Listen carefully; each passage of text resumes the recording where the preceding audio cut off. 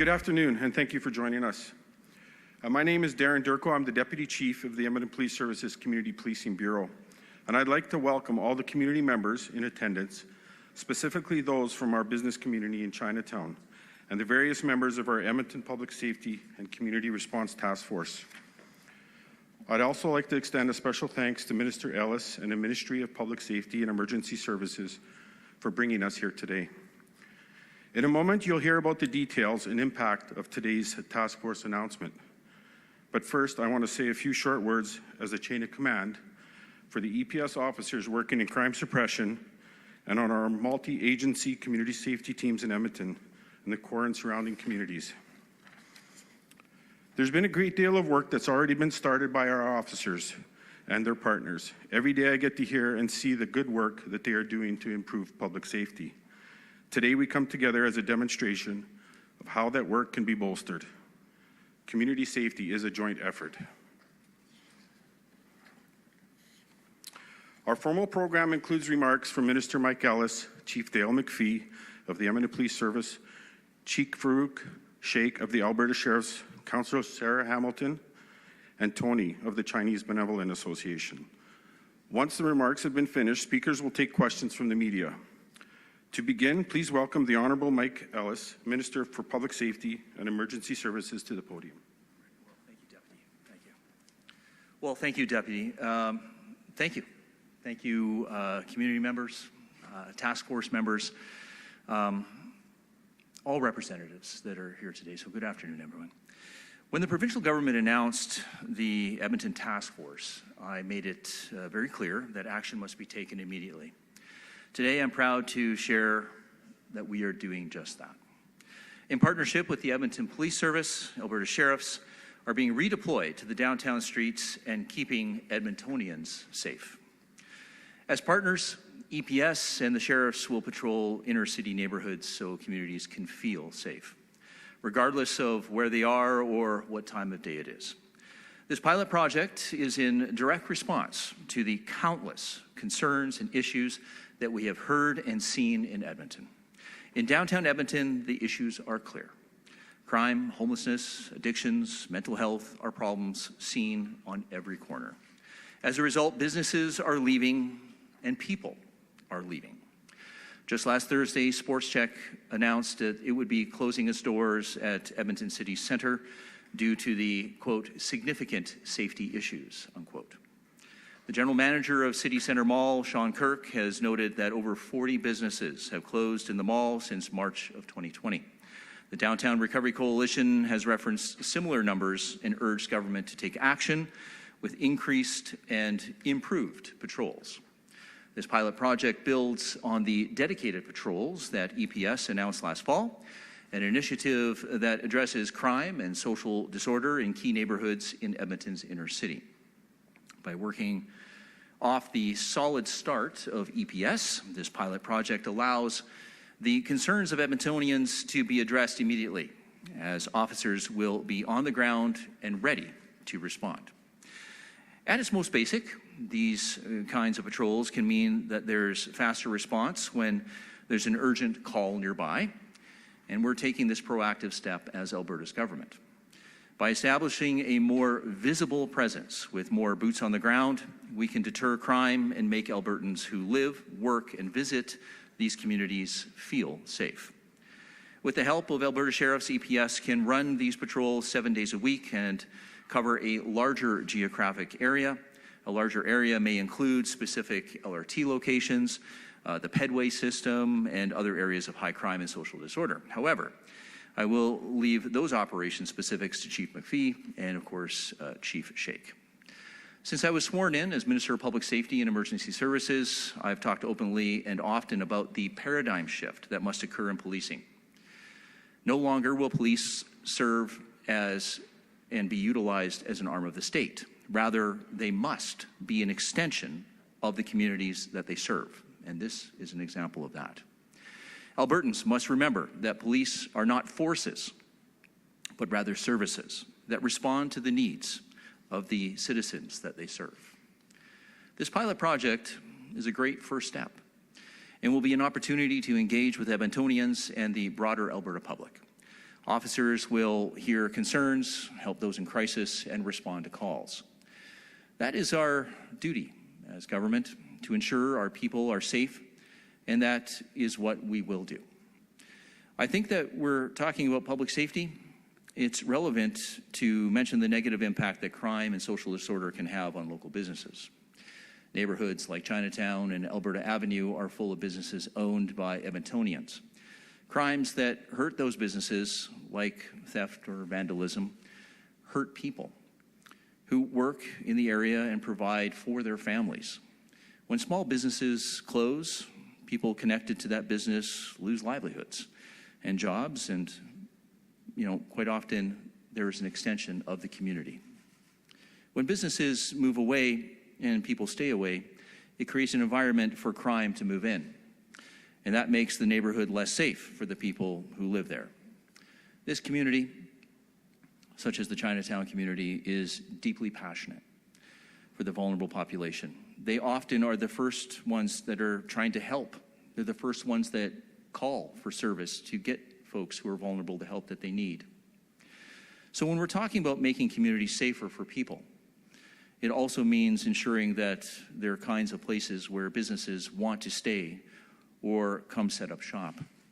That's one reason why last week the provincial government announced $4 million investment in projects aimed to make Edmonton's downtown a more welcoming place where businesses and communities can thrive. Improving public safety also means helping people break the cycle of addiction, which is why the provincial government has funded more than 8,000 treatment spaces since 2019. As the minister responsible for preserving public safety, I have to respond, and this pilot project is the start of that response. So today's action is about rights. Vulnerable populations have rights to have access to supports that they need to break the cycle of recidivism. But Edmontonians have rights as well. They have the right to feel safe in their downtown. No one should feel scared or afraid when they go out at night. No child should be frightened to wait for the bus or to go to school. And no one should worry about going downtown in Edmonton. That's unacceptable, and that's why we're here today. We're going to fix this. We're going to restore confidence in the best place to work and play, Alberta. The pilot project that we're announcing today is one step to address these complex problems and is part of a broader strategy that we're developing with our partners. It's a promising step towards a safer Edmonton. And with that, I'd like to hand the podium to Chief McPhee. Thank you. Thank you, Minister Ellis. And first and foremost, I just too, as Deputy Durko said, I'd like to recognize the men and women of the Edmonton Police Service, our partner communities with the city and other agencies that have worked diligently to obviously restore some of the safety back into some of these areas that are seeing more than their share of troubles. And I also want to welcome our guests from the Chinese community who have been partners for us since the inception, and that means a lot. Words can't express that. I begin expressing my sincerest thanks to Mr. Ellis, the government, member of the task force, many of them are which here today that I don't see. I see Joe Satilny, the fire chief, EMS chief Graham McAllister sends his regrets as well as city manager Andre Corbold. But this truly is a joint effort where the sum of the parts are greater than the individual parts.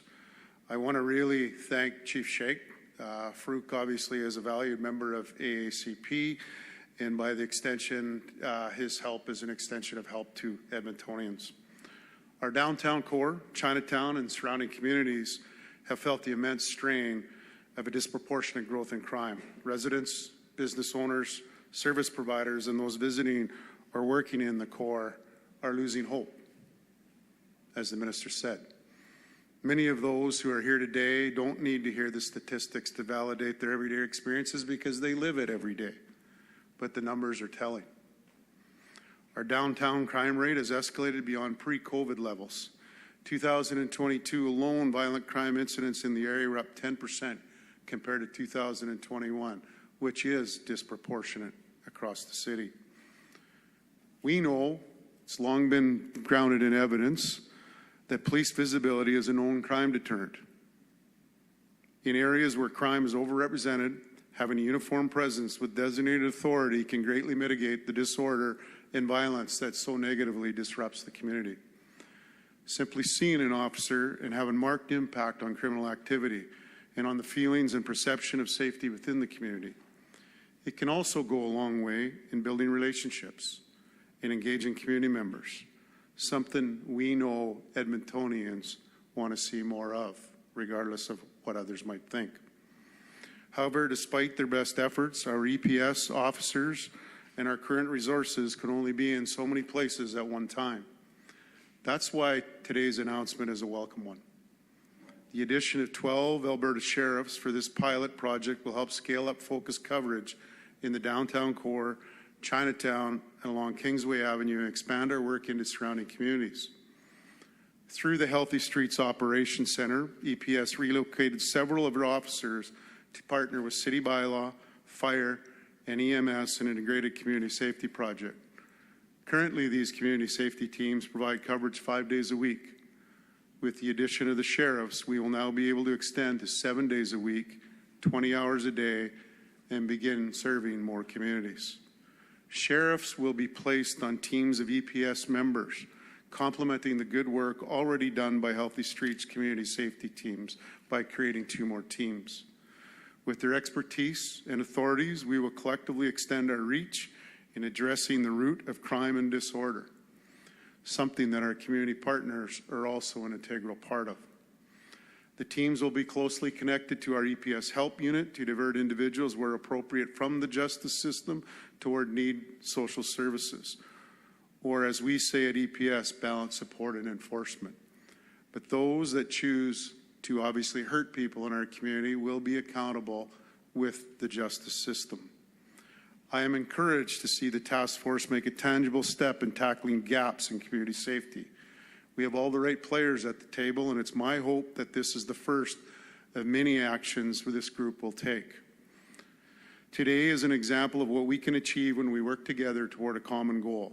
Though this announcement deals primarily with policing, we are all part of a much longer network that's ultimately responsible for health, vibrancy, and livability of our city. Make no mistake, you can't have well-being without safety. All Edmontonians deserve to feel safe.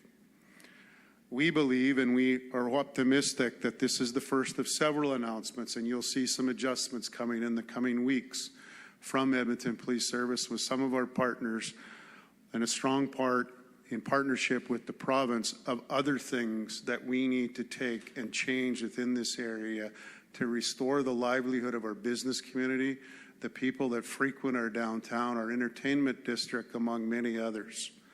So, Farouk, again, I just want to personally thank you. It was only a matter of one letter and one call to Farouk, and he says, we're in. Geez, I wish everything was that easy. But we really appreciate what you provide and what you bring to the table, and it shows what a great colleague that you are, and I'd just like to turn it over to you for a few words. Thank you.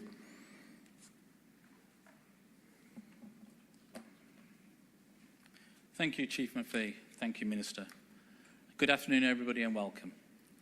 As a Chief, I'm so happy and proud that my officers are given this opportunity to work with other law enforcement agencies, and in particular with Edmonton Police Service. Our sheriffs, like others in other agencies, chose a career in law enforcement because they want to protect and serve our communities. My staff do this every day all across the province in various roles they perform, whether that's safer communities neighbourhood teams, commercial vehicle and traffic enforcement on our highways, conservation law enforcement, or protecting staff and visitors at the legislative grounds and all the courts across this great province.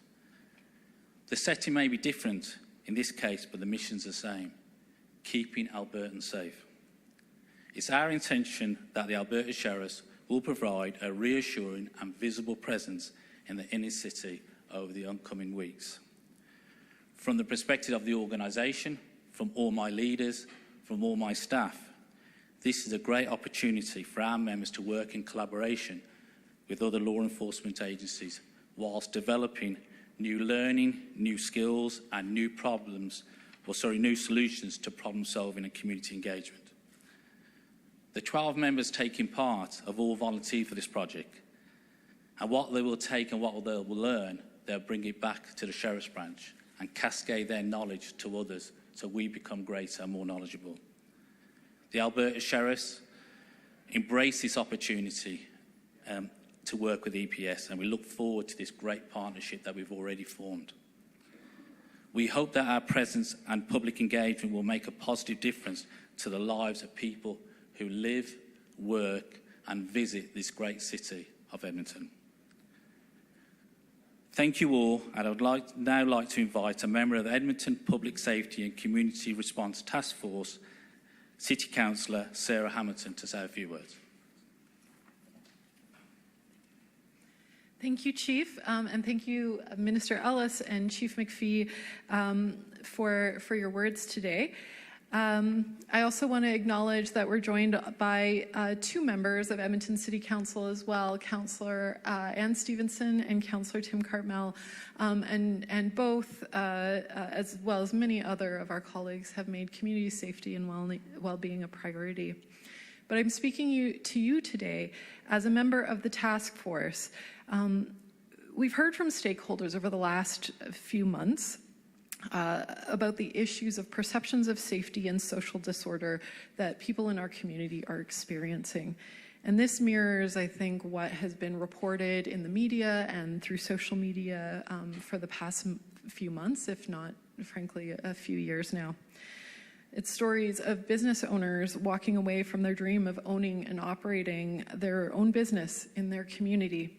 Stories like an elderly couple losing their lifelong home after a fire was intentionally set to it, and hearing the devastation in their voices after losing community member after community member. Aside from the challenge of dealing with disorder, they are also tired of watching vulnerable people in our community go without proper support. So the request from our community today, amongst others, is to see more law enforcement presence on the streets.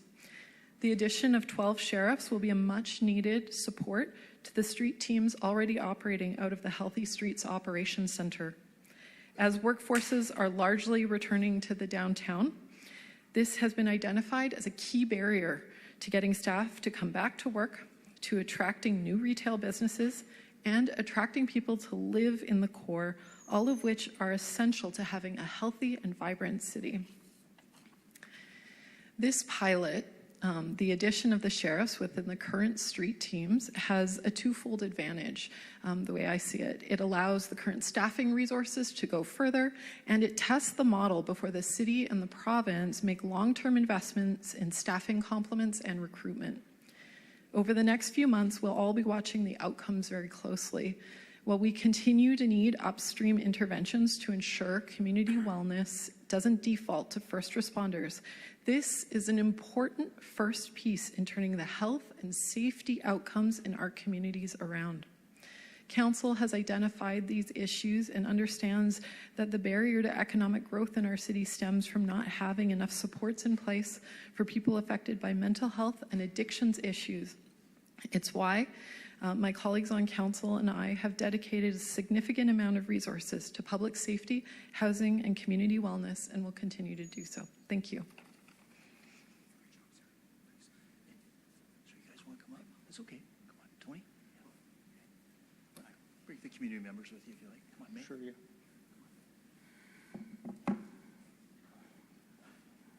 Tony, just introduce yourself. Hi, this year I'm the new co-chair of the Business Area Association of Chinatown. And I want to thank Councillor Hamilton, and thank you for having us to come up here to speak a few words on behalf of Chinatown and all its community members. In the past year, Chinatown has suffered numerous and unprecedented safety issues in our community. We have suffered from millions of dollars worth of property damages. We have loss of businesses. We have lost our personal safety aspect of everything, and including life itself. So with this action by the province and the police, the city, the police, sorry, Edmonton Police Service of Edmonton, I would like to thank you because without action, there will be no moving forward. In this case, I want to thank the province of Alberta and to contribute to the to this task, and including with the safety street initiative that would actually bring a lot of hope and safety into our community. I want to thank you.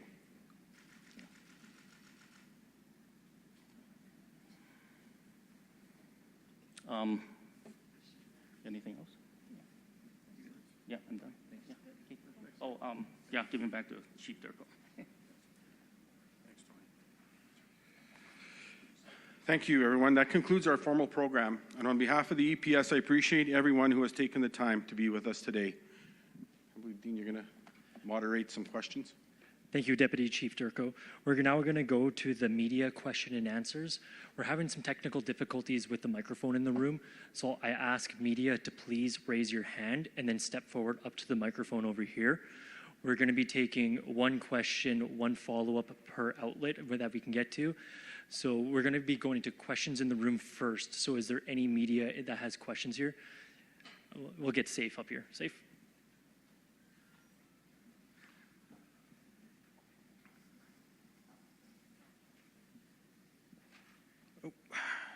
Good afternoon. My question for Minister Ellis. Minister, just while I ask you, obviously, just look forward, pretend I'm not here, just so people don't get a side shot of you.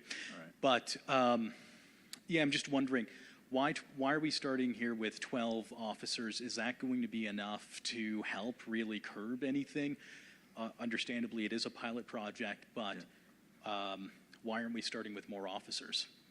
Well, I'll let the two chiefs maybe answer that question. I mean, I'll just speak from my background in law enforcement. And sometimes we just need to get back to the basics, and the basics are really the boots on the ground, right? Providing that officer presence. You know, the feedback that we were getting from businesses, the feedback that we were getting from community members, such as the wonderful folks from the Chinatown community, is we want to see the presence. That is what is going to make us feel safe. And so, but regarding the operational component of that, maybe I'll pass it to Chief McPhee.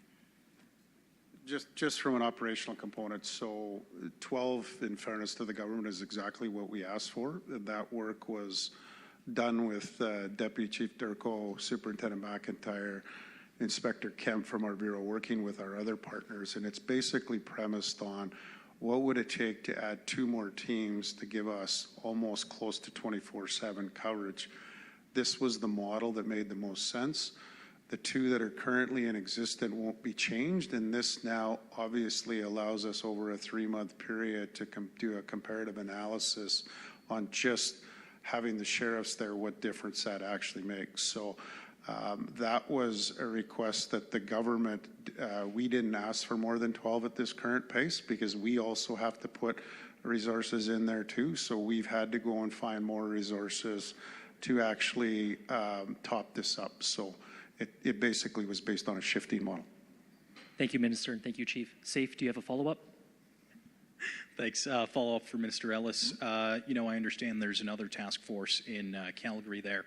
I'm wondering why we're not seeing a similar pilot project happening there, and if you can give us some sort of time frame of when we can see something there that also helps curb the increase in downtown crimes. So, thank you. We have seen and heard, should I say, similar concerns from community members, from businesses as well in the Calgary area. You know, I think we're working very closely with all the stakeholders in Calgary. I will just say this, that, you know, we will be taking action in Calgary as well. And but we're going to be working, just as we did here, working with the community to do whatever it is in the best interest of the folks in Calgary. Thanks. Thank you, Minister. We're going to go to the next question in the room. I'm going to go to this reporter here. If you could please identify your name and which outlet you're from. Hi, it's Jeremy Thompson with CTV Edmonton. Question I probably for Chief McPhee. The Healthy Streets Operations Center has been mentioned a few times in this. What is the status of that facility? Has there been a location chosen for that, or like what's the status of that, and how does that play into sort of this? Good afternoon, everyone. I'm Superintendent Derek McIntyre.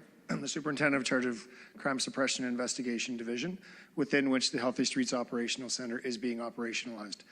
To date, the Healthy Streets Operations Center, as far as a bricks and mortar facility, is in conjunction and partnership with the City of Edmonton, and is currently, we are deploying our members out of Century Place in the downtown core, mere steps from the Chinatown community. The City of Edmonton real estate area, along with all of the other stakeholders involved, we are still evaluating other space, which is in the downtown community, and a venue for the Healthy Streets Operational Center will be identified and operationalized within 2023. Thank you. And Jeremy, do you have a follow-up? I do. Thank you. And again, this one I think is for Chief McPhee, but maybe stay up there just in case. Just wondering, you mentioned sort of the EPS help teams in this. I imagine a number of folks might see this announcement and say, you know, this seems like law enforcement where social services might be better served. So what can you say about that? Yeah, well, I think I clearly stated, and you and I have talked about it before, Jeremy, you can't have well-being without safety. And a lot of the issues that we've heard in the task force and three other task forces that I was on is there's a huge addictions issue to this. And with addictions, as particularly meth, comes violence. And when you actually put teams together, you actually solve the problem, and that's what HELP really stands for. We're also working on that as part of the task force on how we expand that coverage, including our PAC teams, and we're hoping to get some announcements in that clearly as well. But I think we also got to be clear when you're listening to the folks at Chinatown, this isn't just a homeless problem. Matter of fact, there's a serious crime problem and a violence problem, and it's not always the homelessness or homeless people that are creating this. And I guess my answer to that is, you and I have talked before, housing alone is not going to solve this problem. This actually needs presence. It needs the ability to put the right system at the right time on first contact. If somebody is hurting somebody, particularly, let's go, we just had a couple stabbings and a shooting, that's probably not something that a house is going to solve. Now, I'm not saying housing isn't important, don't take that wrong, but we have a whole lot of other components that we've heard on these task force, and Chinatown has been calling for this for years, that we need presence, that we need to actually adjust what we do in relation to this. So this is about trying some new things to get results, and we need all of those things. Thank you, Chief McPhee. We're going to go to the next question in the room. If you could please say your name and which outlet you're with. Arthur Green, Western Standard. This question is for Chief McPhee. We spoke about 2 months ago when you announced the task force, and you said open air drug use was not permitted in Edmonton or the downtown core, of course, and it still continues. I just wonder, will officers or armed officers be riding the LRT trains and transit buses to deter the open air drug use that is occurring? So just to go back to that task force, what I said is we shouldn't be allowing it, but I also said that we need a place to take people to. And part of this task force is that we're working on those spaces where we actually can deal with that. In relation to transit, there's a separate thing, and our transit peace officers and certainly are handling that. We go there when called. This is separate from that. But do I still think that we need a plan as outlined in the community? It's been told to us in the task force by many times by many of the task force. Do we need to get to no open air drug use? You bet we do. But you have to have a place in a system where you can actually take the people. That's not just the justice system. So, for instance, we know if somebody's open air drug use and they're hurting somebody, a serious violent assault, as we got a high number of aggravated assaults in this number, we know the justice system. If it's just somebody that's dealt with an addictions issue and they're using fentanyl, perhaps it's a ride to some of these safe consumption sites for services and intervention. But if it's somebody that's potentially a danger to themselves or others, but they haven't committed a criminal offense, we also need that, and that currently doesn't exist. But that's what we're working on with the province.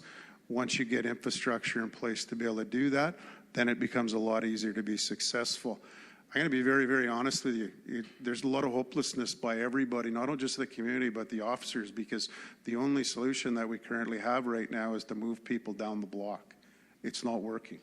So this is basically starting to look at that from a systems approach and not one-dimensional approach that a lot of things are at current. Thank you, Chief. And Arthur, do you have a follow-up? I do. You said it's separate, the force from the LRT, but yet we still see gang members prevalent in the LRT system, preying on vulnerable people, selling drugs. What can you tell the people of Edmonton that's going to happen in the next week to deal with these dealers? Well, part of this whole task force here, because the LRT is also above ground, what I can say right now is the TPOs are in charge of the LRT, and that's been the decision, not by us, but by others, which is the way it is right now. And certainly we're going to respond to their calls for service. We always do in violence and et cetera. And part of this is also of this committee is, you know, starting to get into the tunnels as well, because the tunnels are certainly obviously one of those things where people congregate and sometimes not good things happen. So we'll continue to work on that. And what I said by separate, it's just a separate entity. They're all still doing work. And if called because there's violence escalating and that's the closest individual to the call, of course they're going to go into the LRT. But this has got the proactive piece and the reactive based on data, based on where our increased levels of violence are to build out a strategy. And as I also said, in the coming weeks, we'll be adding more pieces to this. It's just trying to, we're running short on resources to pull people from to address some of these things, but we're continuing to evaluate that with statistics and monitor. And as a result, and you heard from Superintendent McIntyre and Deputy Chief Durko, this is something we take very serious. But it's not just us. But we need to have presence, and that's what we've been saying here for a couple of years.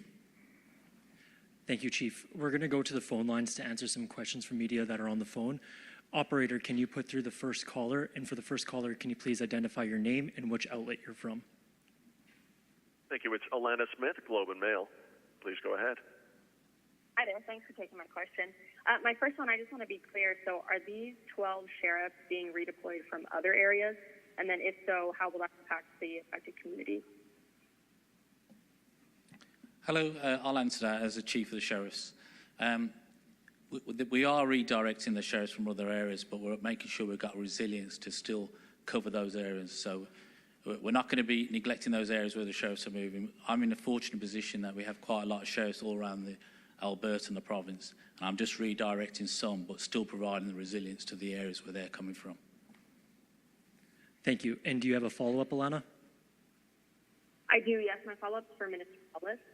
Critics have said increasing policing is really just a Band-Aid solution to address issues of homelessness, substance use disorder, and significant mental health struggles, and could further criminalize vulnerable people. So I'm wondering if you can explain and be really specific about how these increased policing measures will address these kind of root issues. Well, Alana, I've said this for many years now. This is a very, very complex problem with no one single silver bullet solution in order to fix this complex problem. The communities, the businesses have been very, very clear to us in Edmonton that they don't feel safe. And officer presence is one component of that. Nobody is suggesting that we're arresting vulnerable people and people with addictions. That's why this government has gone down the path of a recovery-oriented system of care, the first of its kind in North America. This is why we invested enormous amount of money into 8,000 spaces. This is why we eliminated all user fees, that we have the award-winning virtual opioid dependency program, that we have the digital overdose response system. We are creating a system of care that allows a vulnerable person who is in the depths of their addiction to have hope. And quite frankly, these law enforcement officers can be a conduit in order to help those individuals on a pathway into wellness. So they start into the system, they're on a journey, and then they exit the system in a better place from which they started. This is the first of its kind. Alberta should really be applauded for creating a system. There's no other system. In fact, I will just say this. There are other jurisdictions in Canada, there are other jurisdictions outside of Canada that have been looking at what Alberta is doing and wanting to copy what Alberta has been doing. Thank you, Minister. Operator, can you put through the next caller? Thank you. There are no additional callers in the queue on the phone line. Thank you, Operator. And with that, that concludes the formal question and answer period and brings an end to the event today. Thank you.